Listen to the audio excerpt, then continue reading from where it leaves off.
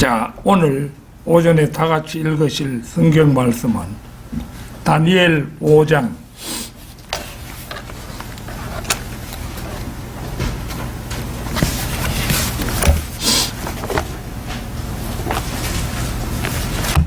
다니엘 5장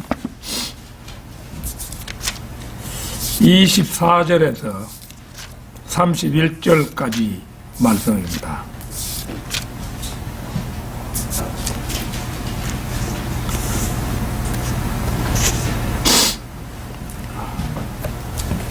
다 찾으신 줄 알고 받들어 읽겠습니다. 그분께서 손가락을 보내어 이 글이 기록되었나이다. 기록된 글은 이것이니 메네 테켈 우파르시니라.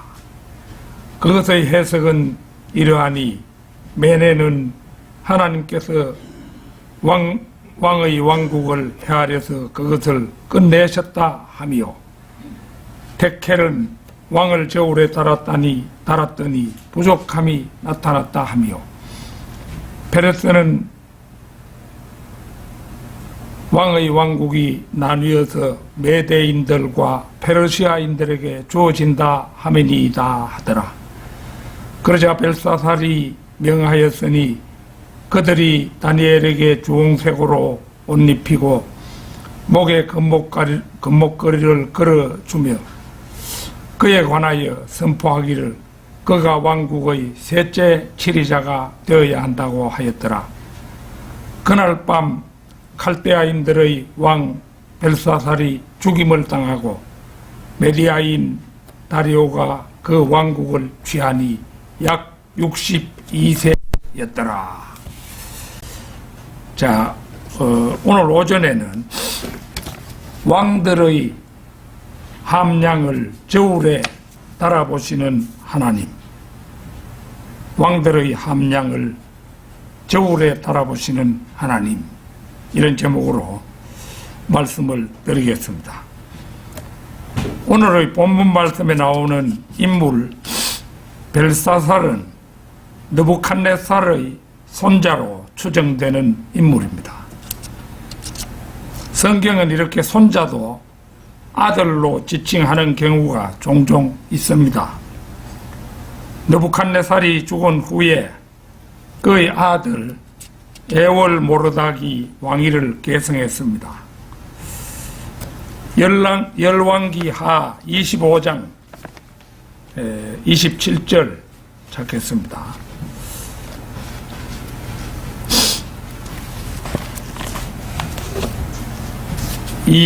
열왕기하 25장 27절에서 29절입니다.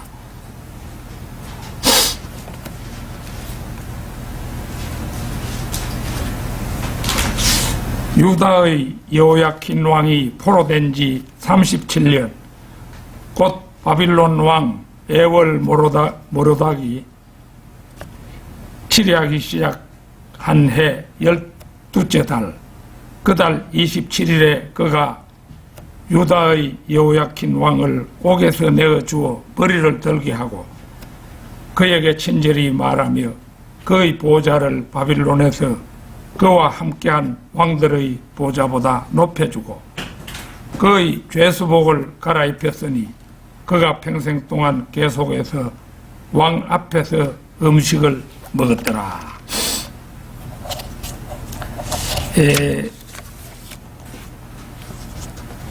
예레미야서 52장도 잠시 찾겠습니다. 예레미야서 52장 31절에서 34절입니다. 유다 왕 여호야킨이 사로잡혀 간 지 37년째, 즉 바빌론 왕 에월 모로닥의 7위 원년 12째 달, 그 달 25일에 그가 유다 왕 여호야킨의 머리를 들어올려 그를 감옥에서 내어놓고 그에게 친절하게 말하며 그의 보좌를 바빌론에 그와 함께 있는 왕들의 보좌보다 높이고 그의 죄수의 옷을 바꿔주니 그의 평생 동안 왕 앞에서 계속해서 음식을 먹었더라.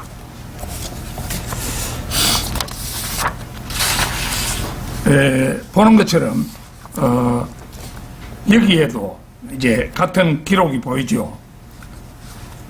그런데 세상 역사서에는 이제 느부갓네살의 아들 에월 모로닥의 매부 네르갈살레셀이 반란을 일으켜서 에월 모로닥을 살해하고 왕위를 찬탈한 것으로 기록되어 있고, 이 네르갈살레셀도 수년 뒤에 싸움터에서 전사하여 그 아들 라보로 소알코드가 왕위에 오르지만 1년도 채 안 돼서 느부갓네살의 또 다른 사위 나보니두스가 다시 왕권을 찬탈하여 이 인물이 바빌론이 멸망할 때까지 왕위에 올라 있었던 것으로 그렇게 되어 있습니다. 그런데 여기 다니엘서에는 바빌론의 마지막 왕이 벨사살이었던 것으로 기술하고 있습니다. 사람들 가운데는 이 점을 들어서 이의를 제기하기도 하지만 예레미야 27장 6절 7절에는 다음과 같은 기록이 보이고 있습니다. 예레미야 27장 한번 찾겠습니다. 6절 7절입니다. 이제 내가 이 모든 땅들을 나의 종 바빌론 왕 느부갓네살의 손에 주었으며 들의 짐승들도 그에게 주어 그를 섬기게 하였느니라. 또 모든 민족들이 그의 땅의 때가 이를 때까지 그와 그의 아들과 그의 아들의 아들을 섬길 것이요 또 많은 민족들과 위대한 왕들도 친히 그를 섬기리라. 여기에 보면 분명히 그렇게 말이 되어 있죠. 그 7절에 그가 느부갓네살이잖아요. 그와 그의 아들과 그의 아들의 아들을 섬길 것이요 그의 아들의 아들을 섬길 것이요. 이 말에서 우리가 벨사살 왕이 느부갓네살의 정통 핏줄임을 확인하기에 어렵지 않습니다. 다니엘 5장으로 다시 돌아가서 다니엘 5장 2절 3절입니다. 벨사살이 술을 마시는 동안 그의 아버지 느부갓네살이 예루살렘에 있는 성전에서 취해온 금은 기명들을 가져오라고 명령하였으니 이는 왕과 그의 고관들과 왕의 아내들과 후궁들이 거기에다 술을 마시려 함이었더라. 그때에 예루살렘에 있던 하나님의 집의 성전에서 취해왔던 금 기명들을 가져오니 왕과 그의 고관들과 왕의 아내들과 후궁들이 그것들로 술을 마셨더라. 여기를 보면 벨사살은 왕의 기본 소양을 제대로 쌓지 못한 자임을 알기에 어렵지 않습니다. 그냥 혈통상으로 정통이라서 왕위에 올랐을 뿐 왕중 왕이었던 자기 할아버지 느부갓네살의 왕으로서의 풍도나 생전의 행적도 제대로 듣지 못한 부득한 손자였음을 확인하게 됩니다. 왕들의 함량을 저울에 따라 보시는 하나님, 첫째는 촛대 맞은편 궁전 회벽에 글을 쓰는 손가락을 목격한 벨사살 왕입니다. 다니엘 5장 5절에서 9절을 보겠습니다. 바로 그 시각에 한 사람의 손의 손가락들이 나와서 촛대 맞은편 궁전 해벽에 글을 쓰니 왕이 글을 쓰는 그 손가락을 보니라. 그러자 왕의 안색이 바뀌고 그의 생각이 그를 괴롭게 하여 그의 허리 골절이 풀리고 무릎이 서로 부딪히더라. 왕이 크게 소리를 질러 점성과들과 갈대아인들과 점쟁이들을 불러오라 하고 또 왕이 바빌론의 현자들에게 일러 말하기를 누구라도 이 글자를 읽고 그 해석을 나에게 알려주는 자는 종색으로 옷 입을 것이요 금목걸이를 목에 두를 것이며 왕국에서 셋째 치리자가 될 것이라 하더라. 그때에 왕의 모든 현자들이 들어왔으나 그들은 그 글자를 읽지도 못하고 그 해석을 왕에게 알려주지도 못하더라. 그때에 벨사살 왕이 크게 괴로워하고 안색이 변하였으며 그의 귀족들은 놀랐더라. 한 사람의 손의 손가락들, 이제 벽에 사람은 보이지 않고 손가락들이 나타나서 무슨 글자를 쓰는 것으로 보아 5 손가락을 모두 갖춘 완전한 손이었을 것입니다. 그런데 그 손가락들이 무언지 글자를 쓰는 것이었으나 큰 잔치에 참석한 많은 사람이 보고도 그것이 무슨 뜻인지는 아는 사람이 없었습니다. 이 촛대가 나오는데 촛대 역시도 아마도 금기명들과 마찬가지로 예루살렘 성전에서 탈취해온 촛대였을 것으로 추정됩니다. 촛대는 성령의 예표입니다. 성령께서는 우리가 잘 이해하지 못하는 말씀이 있을 때 그것을 비추어 어둠을 밝혀주는 촛대처럼 그렇게 밝혀줍니다. 손가락들이 글자를 쓴 곳은 촛대 맞은편 궁전 회벽이었습니다. 촛대의 불빛이 비치는 하얀 벽이었으나 그 글자의 뜻을 아는 사람은 아무도 없었습니다. 거듭나지 못한 죄인들이 성경을 읽어도 절대로 말씀을 이해할 수 없는 것처럼 꼭 그러했던 거죠. 그러자 이제 왕의 안색이 바뀌고 그의 생각이 그를 괴롭게 하여 그의 허리 골절이 풀리고 무릎이 서로 부딪히더라. 요 6절 말씀인데요. 어디선가 느닷없이 손가락이 나타나서 글자를 쓰는 것을 보고 벨사살은 겁에 질려 허리 골절이 풀리고 무릎이 서로 부딪히기까지 합니다. 마치 중풍에 걸린 사람처럼 몸을 뜹니다. 얼굴은 안색이 바뀌고 겁에 질려서 백지장처럼 창백해져 있습니다. 평생 두려움을 모르고 살아온 그였지만 난생 처음으로 보는 손가락들과 글씨에 비로소 모골이 송연하도록 두려움을 느꼈던 것이 틀림이 없습니다. 급기야 왕은 거기 7절 말씀에서 누구라도 이 글을 읽고 그 해석을 나에게 알려주는 자는 종색으로 옷 입을 것이요 금목걸이를 목에 두를 것이며 왕국에서 셋째 치리자가 될 것이라 이렇게 소리칩니다. 아마도 왕의 이 부르짖음은 비명에 가까웠을 것입니다. 셋째 치리자라고 그렇게 말하고 있는데 이 셋째 치리자는 당시 상황으로 볼 때 이제 느부갓네살의 그 둘째 사위인 나보니두스 둘째 사위니까 이 벨사살에게는 고모부이자 양부가 되는 셈이죠.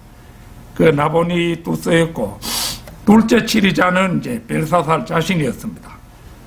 그러니까 이제 셋째 치리자는 그 다니엘에게 주기로 한 그런 이제 표현입니다. 성경에서 두 번째 치리자가 된 사람은 요셉이었습니다. 그러기에 요셉은 성자 하나님인 예수 그리스도의 예표입니다. 결과적으로 다니엘은 글자를 해석함으로 말미암아 성부 성자에 이어 성령에 해당하는 셋째 치리자임을 보여줍니다. 자, 거기 8절에서 현자들이 들어왔으나 그들은 그 글을 읽지도 못하고 그 해석을 왕에게 알려주지도 못하더라. 이 말씀은 값진 교훈을 던져둡니다. 벨사살 곁에는 현자들이 모여왔다고 어수되지만 다니엘 같은 현자는 한 사람도 없었습니다. 오늘날에도 국가에는 대통령 곁에 자칭 현자들이 우글거리지만 그들은 자칭 현자들일 뿐입니다. 따라서 대통령은 국가를 운영하자면 인재를 적재적소에 등용하는 통찰력과 자신의 뚜렷한 소신에 따라 사람을 기용해야 합니다. 현재 우리나라는 등용하는 무슨 장관이나 이런 사람들이 함량 미달의 사람을 등용시키는 바람에 많은 비난을 받고 있죠. 왕들의 함량을 저울에 달아보시는 하나님. 둘째는 바른 조언을 들려주는 늙은 왕비입니다. 자, 다니엘 5장 10절 12절을 보겠습니다. 다니엘 5장 10절 12절입니다.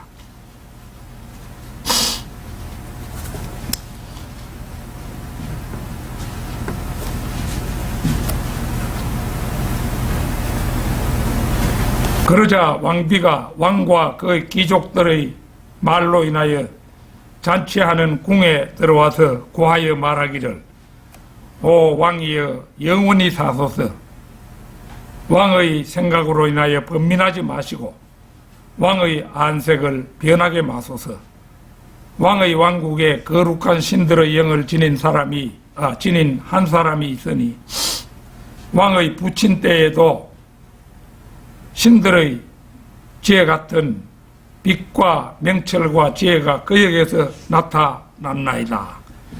내가 말씀드리오니 왕의 부친 느부갓네살 왕, 곧 왕의 부친이신 그 왕께서 그를 마술사들과 점성가들과 칼데아인들과 점쟁이들의 우두머리로 삼으셨으니 왕이 벨트사살이라 이름하신 그 다니엘에게서 탁월한 영과 지식과 명철이 있어 꿈들을 해석함과 난해한 걸기를 풀어주며 의문을 해소하는 것이 나타났나이다.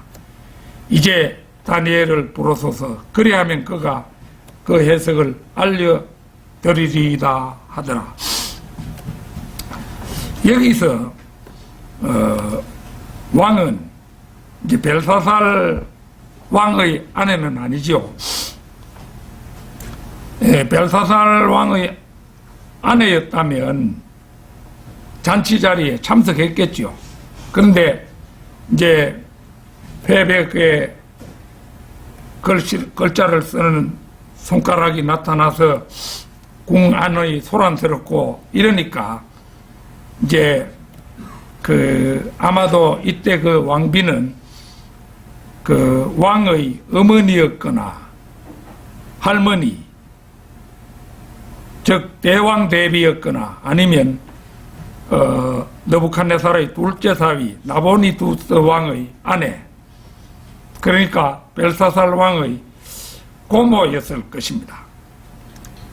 벨사살이 결혼하여 아내가 있었다면 그 당연히 궁정 연애에 불참할 리가 만무한 일입니다. 대왕 대비였다면 그는 느부갓네살의 아내였다는 얘기가 되고 또한 그러기에 너무 나이가 많아 이런 궁전 잔치에 참석할 처지가 아니었을 것입니다. 따라서 연애 석상에서 초자연적인 사건이 발생하여 조언할 수 있는 왕비라면 느부갓네살의 딸이자 나보니두스의 왕의 아내인 벨사살 왕의 고모로 보는 것이 오히려 타당할 것입니다. 대왕 대비는 너무 나이가 많을 것이기 때문에 그때까지 살아있다 이렇게 볼 수도 없잖아요. 그러니까 여기서 말하는 왕비는 나보니두스 왕의 그 아내인 그 벨사살 왕의 고모로 유력하다 이거지요. 그러한 연배의 왕비라면 부왕 느부갓네살 시절에 왕의 꿈 해몽으로 이름을 떨쳤던 다니엘을 생생히 기억하고 있을 것이 분명하고 왕의 안색을 변하게 마소서하고 왕을 위로하며 다니엘에게 해백 글자의 해석을 맡기도록 권고했다고 보는 것이 타당할 것입니다. 거기 11절 왕의 왕국에 거룩한 신들의 영을 지닌 한 사람이 있으니 왕의 부친 때에도 신들의 지혜 같은 빛과 명철과 지혜가 그에게서 나타났나이다. 내가 말씀드리오니 왕의 부친 느부갓네살 왕, 곧 왕의 부친이신 그 왕께서 그를 마술사들과 점성가들과 갈대아인들과 점쟁이들의 우두머리로 삼으셨으니 거룩한 신들의 영을 지닌 한 사람, 물론 이 사람은 다니엘을 지칭합니다. 여기서 왕비는 다신론자였기 때문에 유일하신 하나님에 대해서는 알지 못했음을 보여줍니다. 신들의 지혜 같은, 신들이라고 했잖아요. 그러니까 이 다신론자임을 보여주는 거잖아요. 신들의 지혜 같은 빛과 명철과 지혜가 그에게서 나타났나이다. 이 구절은 다니엘이 성령의 예표임을 강력히 시사합니다. 지혜는 야고보서 3장 17절에서 말했듯이 위로부터 나오고 빛은 성령께서 우리에게 비추어 주시며 명철 역시 성령께서 주시는 진리의 이해 능력입니다. 왕이 벨트사살이라 이름하신 그 다니엘에게서 탁월한 영과 지식과 명철이 있어 꿈들을 해석함과 난해한 글귀를 풀어주며 의문을 해소하는 것이 나타났나이다. 이제 다니엘을 부르소서 그리하면 그가 그 해석을 알려드리리이다 하더라. 12절 말씀이죠. 왕비의 조언은 비록 유일하신 하나님을 알지는 못하고 있으나 천명의 신하들의 조언보다 훌륭합니다. 여기에 나타난 성령의 7가지 특징들이 그것입니다.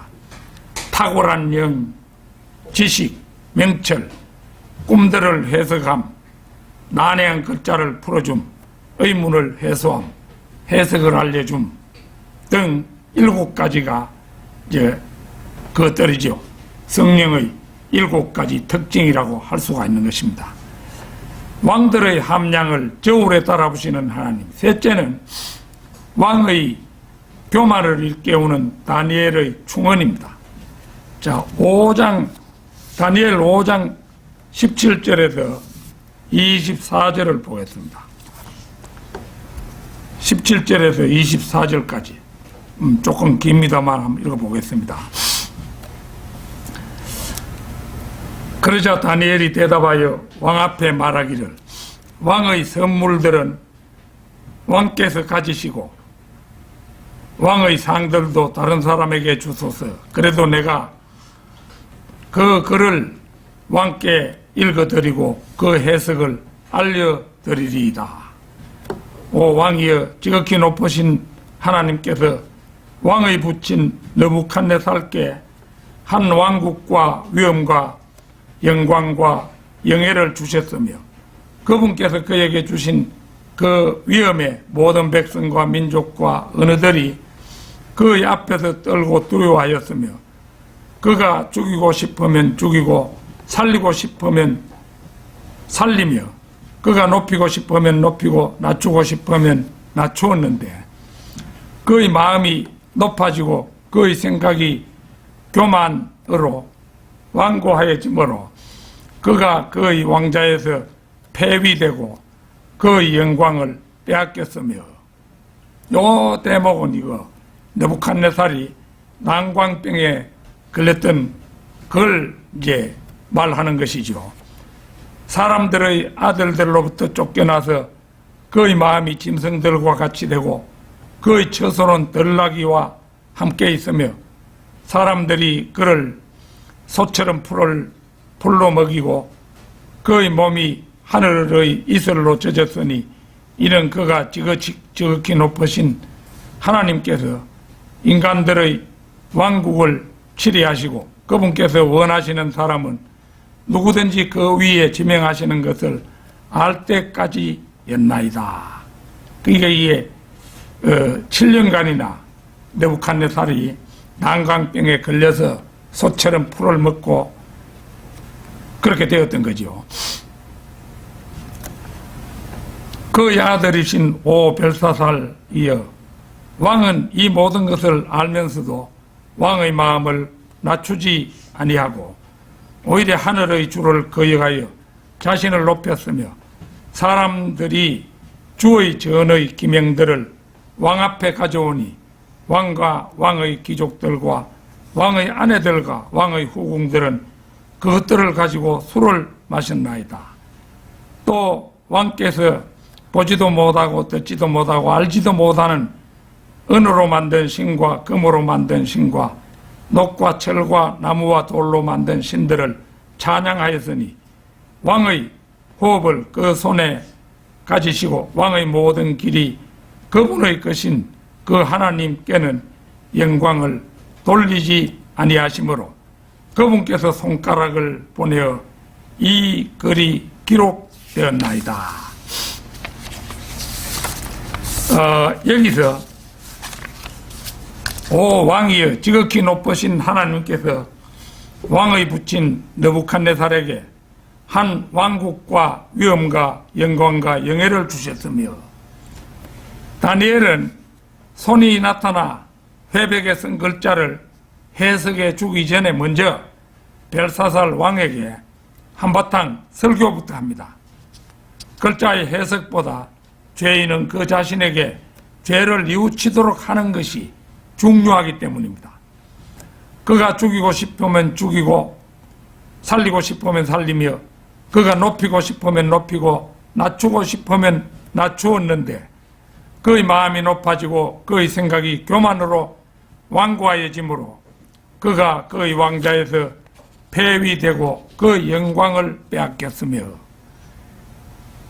먼저 벨사살 왕에게 그의 할아버지 느부갓네살이 이 세상 누구와도 비교할 수 없는 절대 권력자였다는 사실을 환기시킨 다음에 그러한 그도 한번 교만한 생각을 가졌다가 무려 7년간이나 난광병에 걸려서 소처럼 풀을 먹고 그의 머리처럼 독수리의 깃털같이 자랐고 그의 손톱은 새들의 발톱까지 되었던 일을 이제 상기시켜 줍니다.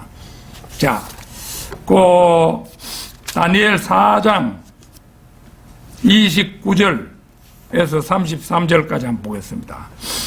그 한 장 넘어가면은 다니엘 4장 29절부터 읽습니다. 12달의 마지막에 그가 바빌론 왕국의 궁을 거닐다가 왕이 일러 말하기를, 이 왕은 느부갓네살이지요. 이것이 내가 내 권세의 힘으로 내 위엄의 영예를 위하여 왕국의 집을 건설한 위대한 바빌론이 아니냐 하였더니 그 말이 왕의 입에 아직 있는데 하늘에서 한 음성이 내게 말씀하시기를, 오 느부갓네살 왕아, 네게 말하노니 그 왕국이 네게서 떠났느니라. 그들이 너를 사람들로부터 쫓아내리니 너의 거처가 별짐승들과 함께 있게 되리라. 또 그들이 너를 소처럼 풀을 먹게 할 것이요 7대가 너에게 지나고 나서야 너는 지극히 높으신 분께서 인간들의 왕국을 다스리시며 그분께서 원하시는 자에게 그것을 주신다는 것을 알게 되리라고 하였느니라. 그 시간에 그 일이 느부갓네살에게 이루어졌으며 그가 사람들에게서 쫓겨나서 소처럼 풀을 먹고 그의 몸이 하늘의 이슬로 젖었으며 그의 머리털은 독수리의 깃털같이 자랐고 그의 손톱은 새들의 발톱과 같이 되었느니라. 느부갓네살 전성기에 그가 교만한 생각에 잠시 잠겼을 뿐인데 전능하신 하나님을 통해 그에게 한 시련이 임하고 그 시련을 통해 자신의 왕국이 그분으로 말미암았음을 깨달았던 그 옛 일을 이제 들려준 것입니다. 그 아들이신 오 벨사살이여, 왕은 이 모든 것을 알면서도 왕의 마음을 낮추지 아니하고, 다니엘이 설교한 내용은 벨사살도 모르지 않는 역사적 사실이었습니다.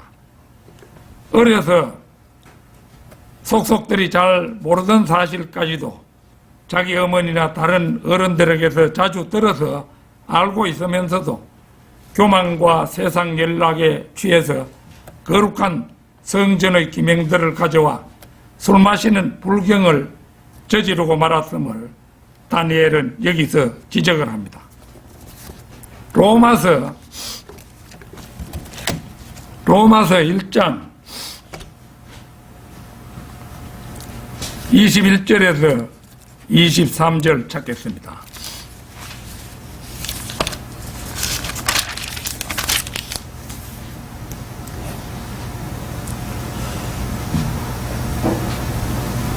(21절에서 23절입니다)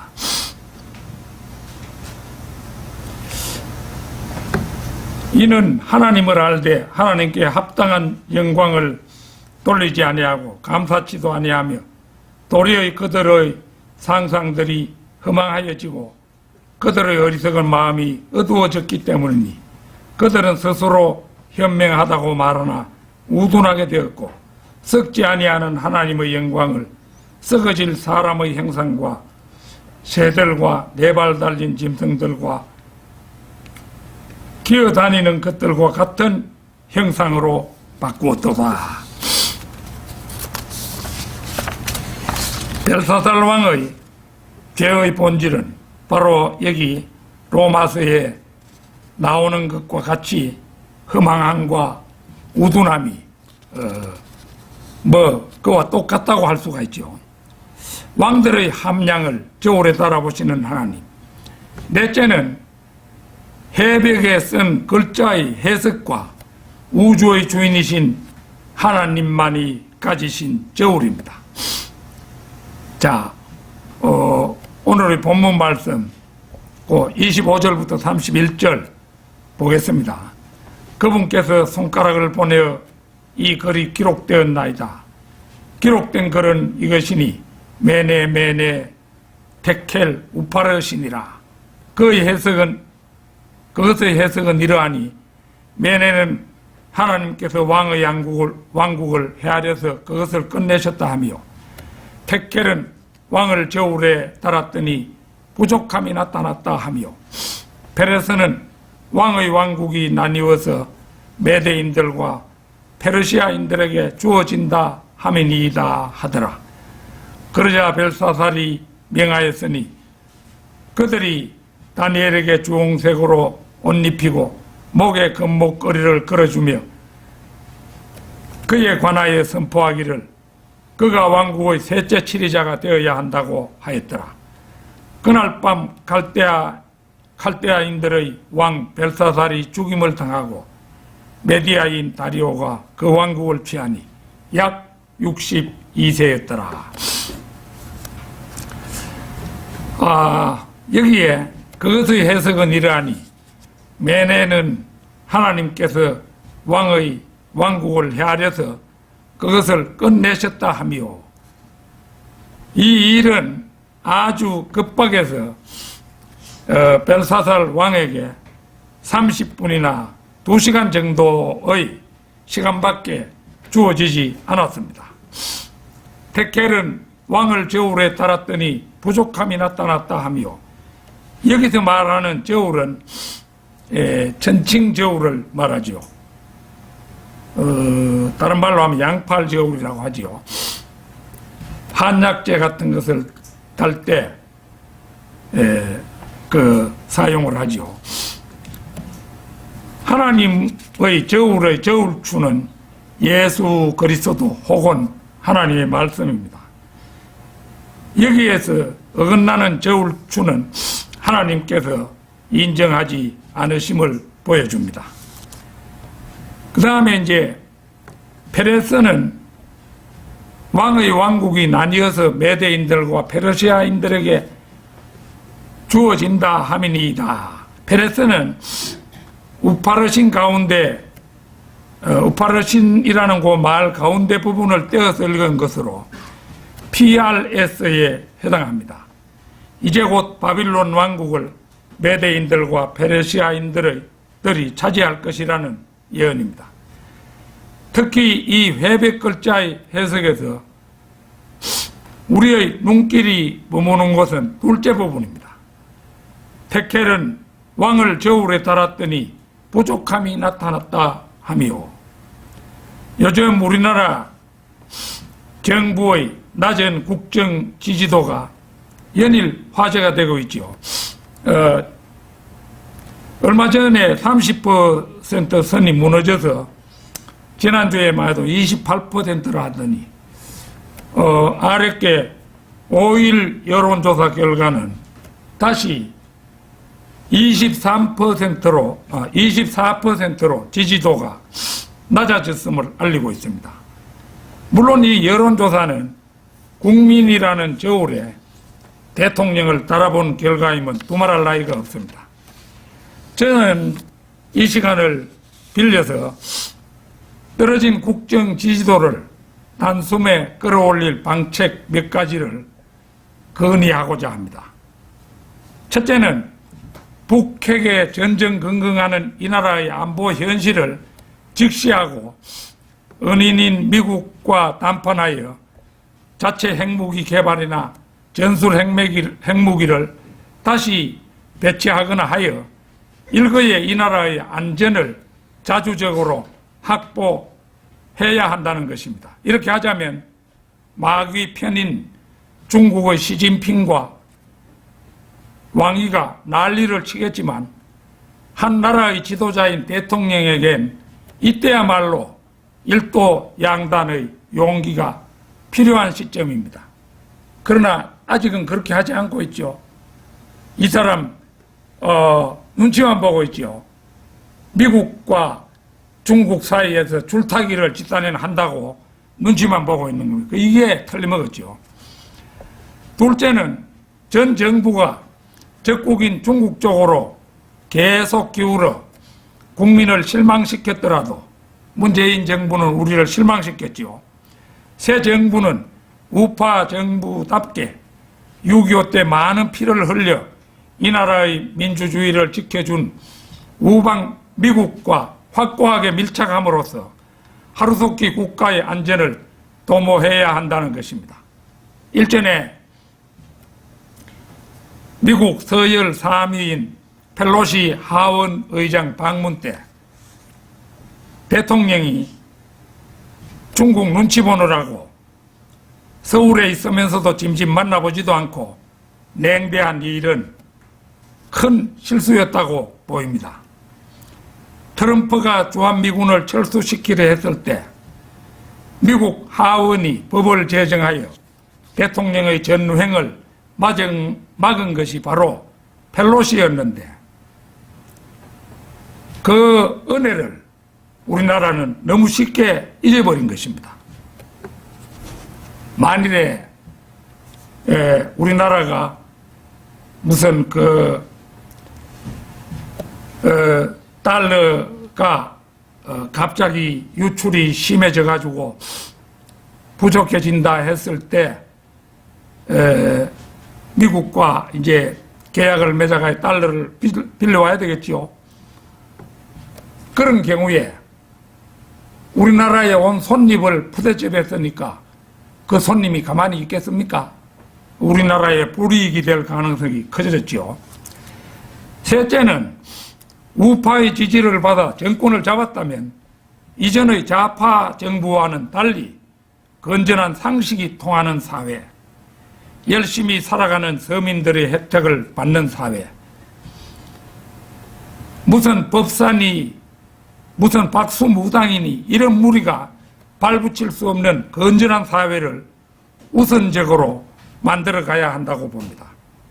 넷째는 왕은 술을 가까이 해서는 안 된다는 것입니다. 잠언 31장 4절 5절 한번 찾겠습니다. 잠언 31장 4절 5절입니다.